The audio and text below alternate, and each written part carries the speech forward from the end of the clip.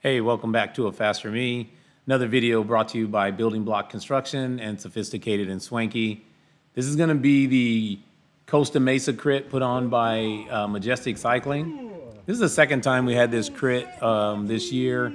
It's my first time doing it. The first time they had it early in the year, I was coming off of a crash, so I was in a sling after the Long Beach Major Motion crit. So this is the 30 plus 3-4. So I just get off to a decent start here, trying to follow Tony Dominguez here, and I think that might be Chris up front. And it's pretty hot, you know. This is the early in the morning race, so this one's at like 10 o'clock. I really wanted to do the 50 plus today, so I just thought I'd do two races, and so I jumped in the 30 plus 3-4, just kind of as a warm up and see the course, all that kind of stuff. So here, this road here, this section is pretty beat up. So you'll see, like, we're hitting all kinds of stuff. I hit that pothole right there. My gear skipped just a little bit. And then Tony finally says, like, hey, let's just slow it down and figure out where the holes and where the hazards are on this straightaway first, and then, can pick it up the next lap or whatever. So everybody just kind of chills right here, and we're just trying to figure out the road and see where the hazards are, where the potholes are at, where the cracks are at. And then, we'll pick up the pace or whatever and let the race begin after this. So this is turn 2 here. There's a pretty stiff headwind on the first on that first straight too, after turn 1 and on the front straight. So after you hit turn 2 here, that little sewer manhole, whatever that we just passed, that thing is raised about 3-4 inches. So that's another little hazard there. Can knock your handlebars loose a little bit. So not the greatest surface, but honestly, it's kind of done now, and now the rest of the course is fairly smooth. So it's really just one straightaway, and then the first part coming after that, coming out of the corner in turn 2. This is turn 3 here. You kind of come up on it fairly quick. It's I don't know, it's not the shortest straightaway, but you come up on it kind of quick just because there's no more headwind. It might even be slightly downhill at that point. So yeah, Tony's just talking to Chris here, saying, don't kill yourself. It's first lap, so let some other guys get involved here. So I forgot my man's name right there in the all black with the red helmet, but he's really strong. He takes some really long, strong pulls, and that's just part of the race. How everybody's a little bit different. He likes doing those hard efforts on the front.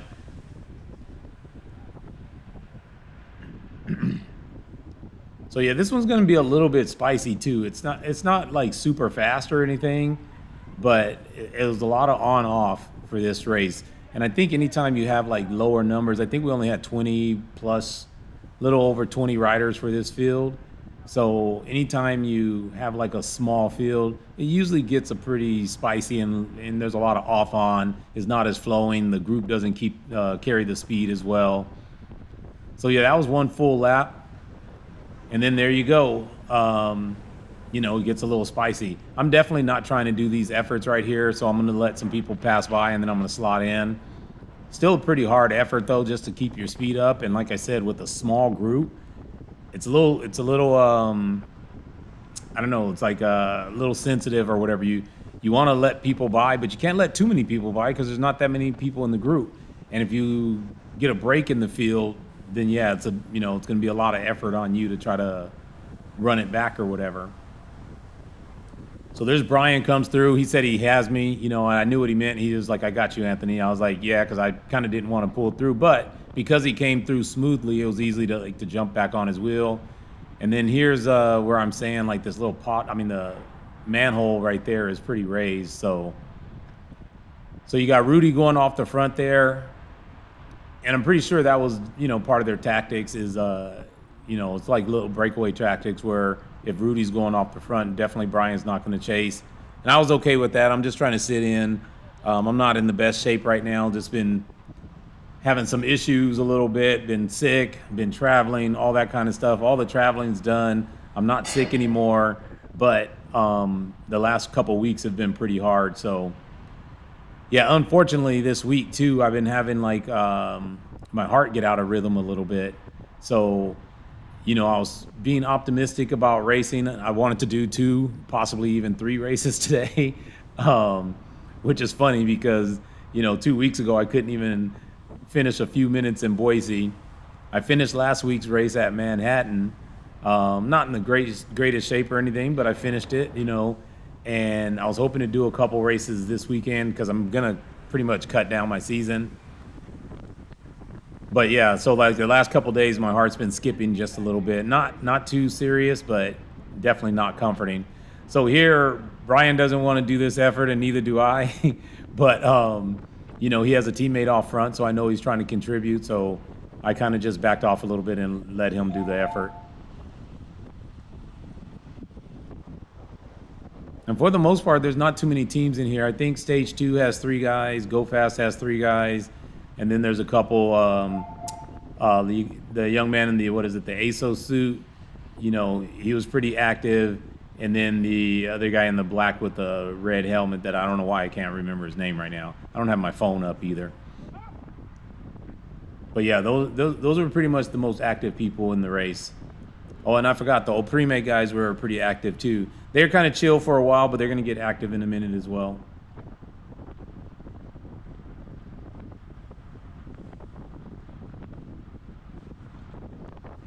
Yeah, so like I said, with the smaller group, the speed's going to be a little bit slower than what we would normally have when we have like a full complement of riders, a full 70 or whatever in the group.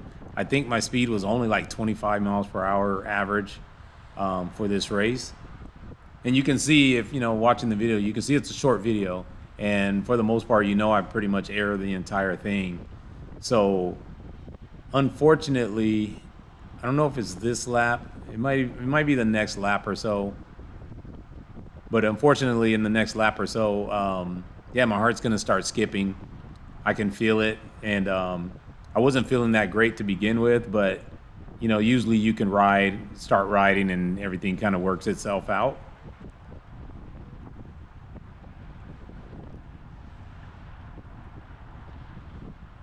And possibly it could have been like some of the, well, I shouldn't say that because my heart was already skipping like the last few days. And it's not really riding or anything like that that causes me to have like an A-Fib issue. It's typically something a little more gradual than that, like, you know, multiple days without sleep, dehydration, being sick, all those kind of things really is what factors into it the most, other than obviously you just have an electronic issue.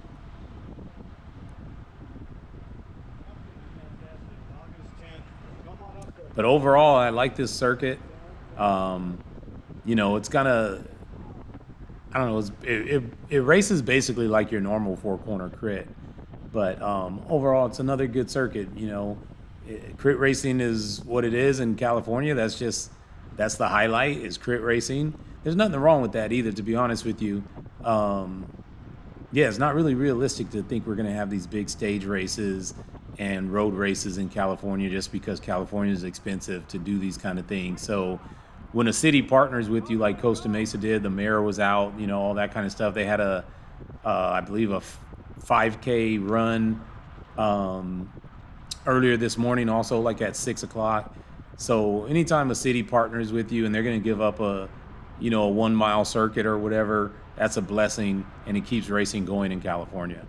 So I think that was Chris, or at least one of the stage 2 riders that took off the front right there. I believe it was Chris. But yeah, this race, for the most part, everybody keeps trying to get a break started. And when it's solo, it's not usually that dangerous. Most of us are old enough to know like we'd have to work together to run it back down. But yeah, if you get a couple strong guys, though, you get 3, 4, 5 guys off the front, then it definitely becomes a lot more dangerous. So yeah, that was about our 3rd time running over that manhole. You'd think by now, because that manhole is pretty much the only hazard on this after turn 2, you'd think by now we'd avoid it, but we just kept running that same line through there.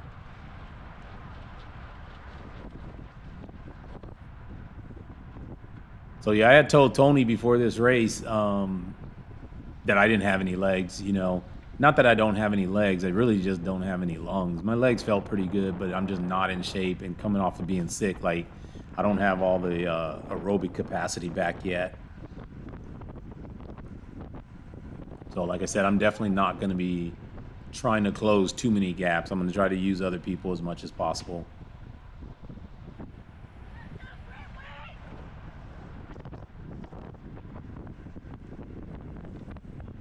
But yeah, like I said, it was spicy off and on. I would guess overall too, it's a pretty safe race. Like you said, we only have, like I said, we only have 20 people, 25 or something. I can't remember. I think it was less than 25 riders in the race. So typically when it's that small of a field, it stays pretty stretched out. You have so much room. There's wide roads anyway, so there's really not too many hazards out here other than this section of the road that's kind of beat up. Yeah, so I like that turn. It narrows a little bit, so I think people get it wrong just a little bit, but I like to carry a little bit more speed through there. Here again, I see Tony them going off, so I just kind of move to the side, trying to hope that somebody comes by to close it. Because again, I'm not gonna do these efforts as much as possible. Just kind of protect myself a little bit. So here I just jump in behind Garnett. That's Critwit there, number 376. So I just jump in behind him, and Critwit's he's a big body. He's been working hard too these last, like, I don't know, few months. He's, starting to shape. His fitness is starting to come around. So yeah, I just sat on his wheel for the next couple laps or whatever. And he didn't like that either. There's gonna be a couple times where he's looking for some help, and I'm just like, yeah, it's not coming from me today. I'm already not feeling good. By this point of the race, I had already completely can tell that my heart was skipping. You can see, a matter of fact, you see my heart rate's up to 184 right now. The pace or the rate, my heart rate is not an issue. I mean, I max out at just under 200, usually around 197-ish or so. So, I'm pretty high up in the range right now, but the heart rate is not the issue. It's the heart rhythm that is an issue. I don't typically have like the elevated heart rate or whatever else. The problem I have is it goes completely random. And you really have a problem when it stops beating, and it does that often. It'll pause for many seconds, sometimes 8 to 10 seconds is what we've detected on a monitor. And the problem with it is whenever it does something like that, then you can't function really. So right now I can already feel it skipping, so I'm really going to be kind of chill as much as possible. Obviously I'm still trying to race, and this has been for a long time, so please don't think this is like a new issue or I'm out there being dangerous or anything. No, I have a cardiologist. I've been monitored in races. I've worn stuff for like 3 months at a time in the past. I am safe to race, but I obviously have to, kind of pick and choose how much effort I want to put in when my heart is out of rhythm. And typically I'm not going to race when my heart is out of rhythm. So because it flared up a little bit in this race, and it does that from time to time, usually it just goes away. It's really short-lived and I'm fine. But so what I do is I just sit here and I try to see if it's gonna, even out or whatever, or go back to normal. So I just try to sit in for a couple laps to see how I feel. You can see a second ago, Brian attacked again from Go Fast, so Brian's off the front right now. And again, I'm just gonna sit here and try to chill, try to see if I can get my heart back in rhythm. These guys aren't letting me chill too much because sometimes they're picking the pace up, but I'm going to do as little as I can without like falling off the group. So as you see, a group goes by to the right there. Tony Dominguez kind of covers it. I think that's Rudy in there also from Go. Oh no, that might be Rudy in front of us here, in front of Critwit, because he was off the front a little bit, so he might just be in recovery mode here. And then their other teammate went to cover with Brian. So there goes the guys from Oprime shooting up the left side there. And yeah, they're pretty strong. I think they're going to be off the front for a little while too, in a minute. So I think I just had a video freeze. I think it's done this before, and the recording is not going to be any difference. The problem is I can't see what's going on right now at this very second. So think I'm gonna have to, I may have to stop the okay, there you go. So I may have to kind of stop the recording and go again, but.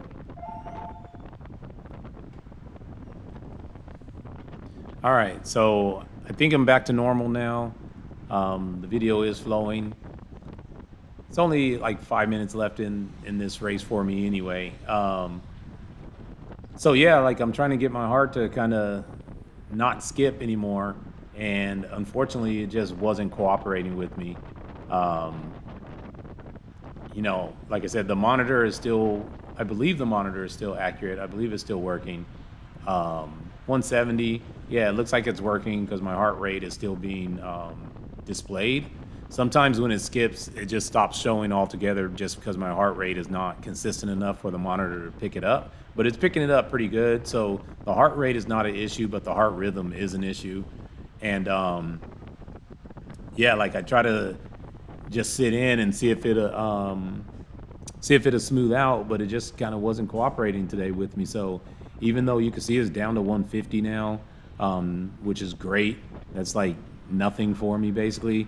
150 is basically like the top of my zone 2 as far as it's really zone 3 heart rate, but it's kind of like my zone 2 power. When I'm doing zone 2 power, my heart rate's usually around the top end is kind of like in the 150s. 160 kind of touches into my threshold. So anyway, yeah, it's just not that smooth. It won't smooth out. And when it gets that way, if it stays for too long, I'll start getting dizzy, which is kind of what ends up happening to me here. You can see I'm not working hard. I'm not doing a lot of power. We kind of let, I don't know if that was Roman that went off the front here. We kind of let him like go off the front. And of course he's going to go and it's not that he's not strong. He's strong. It's just no one's ever seen him like break away and win or anything. So everybody was kind of like, hey, just let him go, let him dangle. And then there goes his teammate shooting up there. So, you know, a couple guys get a little bit more urgent on it and start picking up the pace a little. But, you know, for a while they're just like, yeah, just let them go. No one's ever, you know, seen them win or anything. So I think everybody just kind of underestimated them and weren't getting too excited about it. So again, here you can see people are kind of looking around. No one really wants to close gaps or anything, but you know, I'm a non-participant this race, so which I'm not a big gap closer or anything anyway. I typically sit in, you know, my races just because that's where I'm at. But yeah, unfortunately, like I'm just like a little bit lightheaded, a little bit dizzy. So I just figured, you know what, it's gonna be best for me to just pull out of this race. Like I said, it's not going that fast. We're not putting in that much energy. It was hot. It felt hotter than the 77 degrees, but you know, right now that's like my threshold heart rate right there at 170. Power is obviously 0 almost. So it wasn't that we were putting in hard efforts or anything like that. It's just unfortunately once I get a couple weeks in a row of bad sleep and being sick and all that kind of stuff, it's inevitable. I know a heart issue is coming. It's just one of those things that I have to be really careful with on letting things snowball into bad health. Because once I go a few weeks in a row, like I said, with dehydration, bad sleep, being sick, any of those kind of things, my heart starts to give me some warnings, which it did this week. It was giving me a couple skips during the week. So honestly, I knew a bad heart day was coming sooner or later. And unfortunately, it happened on race day, which typically it doesn't. Typically, it doesn't happen on race day. If you think about it, all the races that I do over the last few years, there's only been a couple times where I've had to like pull out because of an A-Fib issue. In fact, I think before this year, I only had 1 DNF, and now I have about 3 or 4, but still, I've been pretty fortunate and I've been able to take care of myself pretty good. But yeah, today it was just like, I don't know. So I decided to come up here and follow Tony.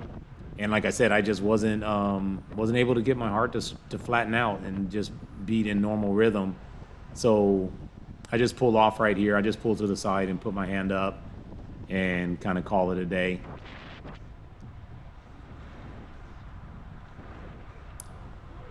Yeah.